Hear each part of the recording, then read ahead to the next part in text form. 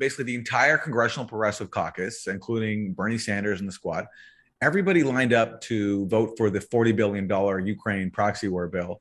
And previously, the Land Lease Act. Both of these measures just increase U.S. support to Ukraine, primarily military. Billions of dollars will go to U.S. weapons manufacturers as a result.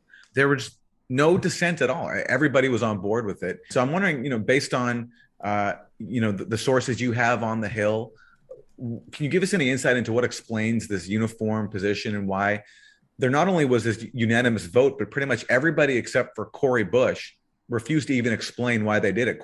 It reflects just the absolute absence of any anti-war base in the United States. Like there isn't pressure, to vote one way. They're feeling extraordinary amounts of pressure to vote yes.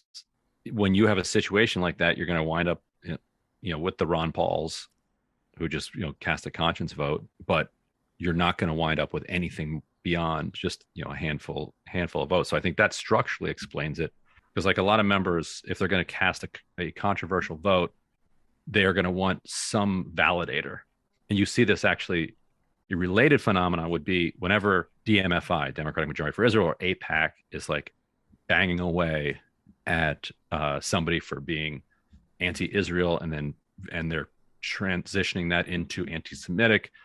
Oftentimes those candidates will go to somebody like J Street and say, if you don't endorse me, at least like say something publicly that I'm not like an anti-Semite. There isn't that structure and sufficient strength to say, okay, yes, you're saying that I'm in the pocket of Putin, and Putin wants to, and I want to hand over the country to Putin. But however, these people who are widely respected say X, and I'm with them. Right. And there aren't enough of those people.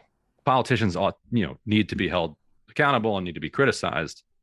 But in the end, politicians are only going to be as good as kind of the pressure that they're under.